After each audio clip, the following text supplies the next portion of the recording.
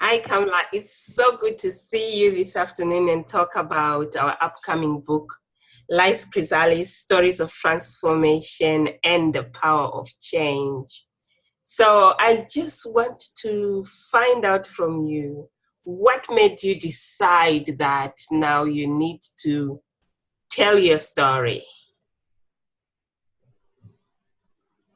What made me decide? After joining the school and having to talk about my story, I realized that, by talking to so many women, I will actually be helping. At first, it was terrifying and it's in my head, in my mind. But the more I spoke to people in the group, the more I realized that I have to say something because I don't want no one else to have to go through this in secret. So telling my story really is about not having anyone else, no one else to go through this. That was the main reason. It is scary for me because it's so real, but being able to help people, women, that's my one of my main reason. Because what else? I mean, I already went through it. So if it can help someone, that's a gift for me.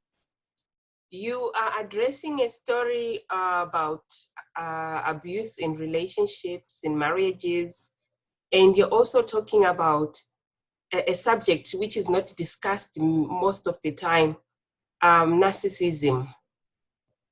Can you kind of just give a hint of what you wish to hope to achieve? Because most women don't share their stories, and I'm sure there are men who go through that as well.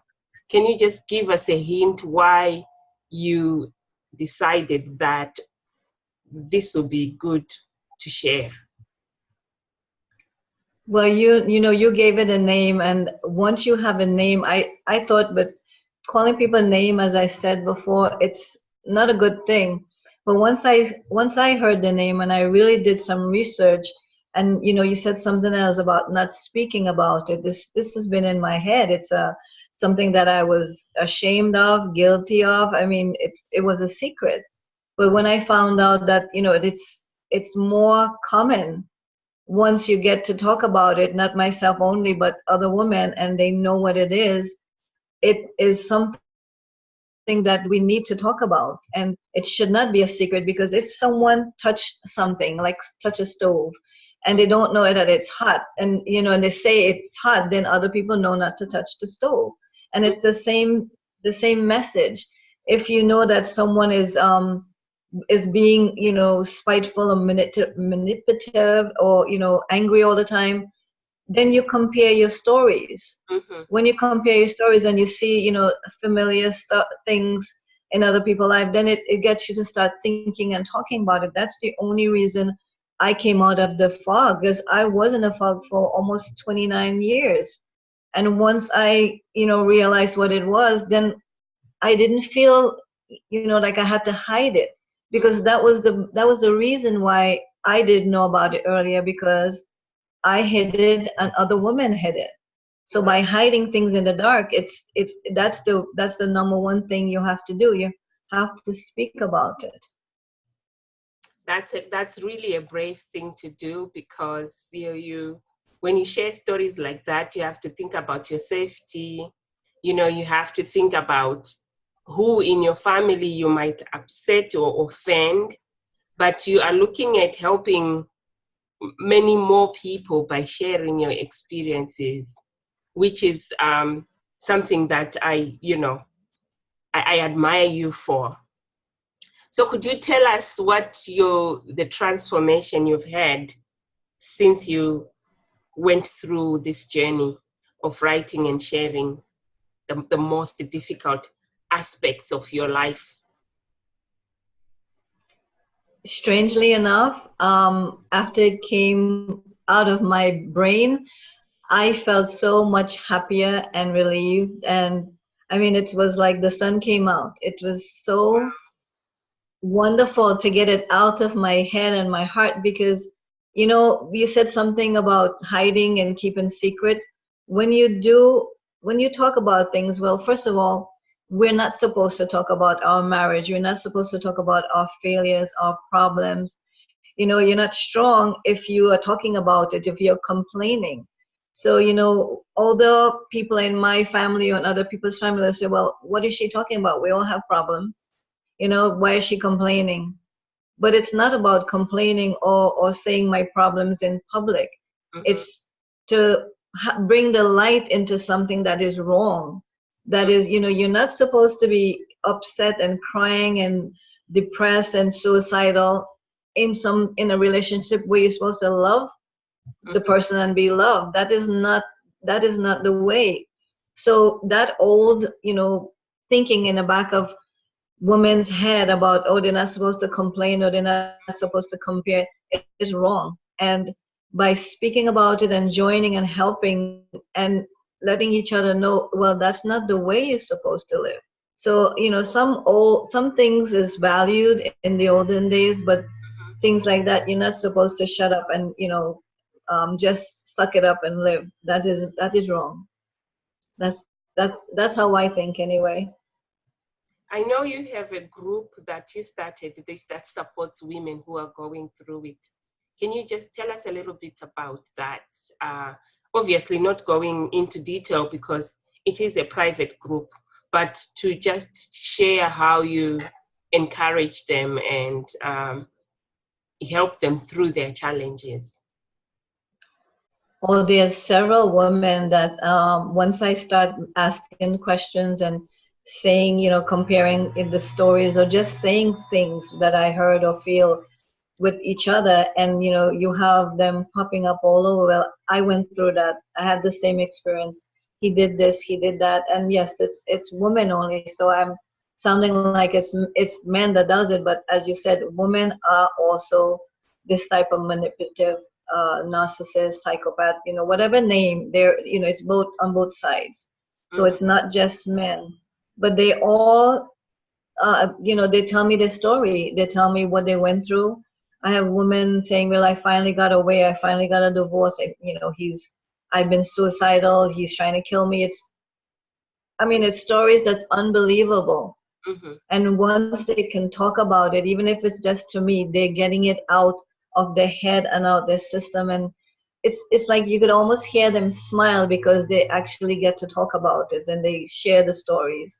And it's like a bond when you can talk and let people know, or you know that you know, you're not crazy, you know, you're not losing your mind, that it's not just you. So sharing those stories and talking to these women, it has been really amazing. It's amazing because I don't feel, you know, like something is wrong with me myself, even though I know this is, you know, when you hear it and you talk to other women, you feel it and you know, like, okay, it's going to be all right now. That's amazing. So because it is just a women's group and it gives a safe environment for them to talk openly. I hope men do open their own groups where they support each other. So before we come to a close, can you just give us something that you leave a message to leave your audience with, or our audience with? I think what I've learned in the past few months is the main thing is you have to speak up. You have to tell someone, you know, you journal, you write about it, because it is really unbelievable what we do for people that we love. It's unbelievable the lengths that we would go to and sacrifice.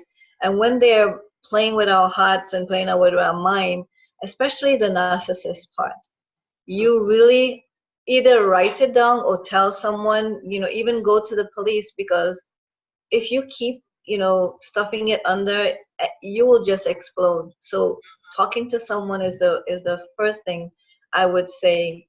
And just get help. Just get help, and you know that you're not crazy, because it's really a mind game that they play, not just your heart. They play with your brain, your mind, you know, everything. So that would be the first thing I would say to do. And once you do that, I think that would give you at least some kind of validation that, you know, you didn't imagine, you know, you didn't make it up. Because, you know, and then, you know, I have proof. I mean, I have tapes, and I have proof, because you can't believe it yourself. Mm-hmm. So how is family or the authorities, how is anybody going to believe the games that is played? Mm-hmm. And it's very painful to, you know, love someone and have them do those things to you. So Mm-hmm. that would be it. Speak up, talk to someone, write it down, get proof. Because once you really realize what they're doing, you don't want to have anything to do with them. With them. So how has actually writing with other people, like in an anthology, helped you?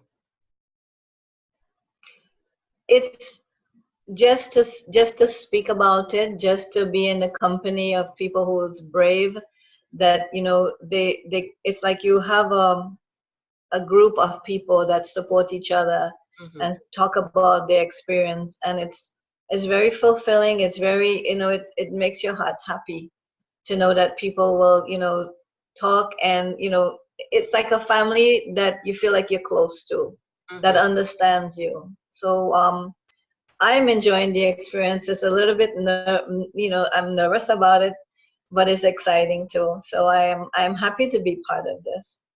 Thank you. I just want to thank you from the bottom of my heart for being brave, for choosing you, and for taking this courageous step to share your story.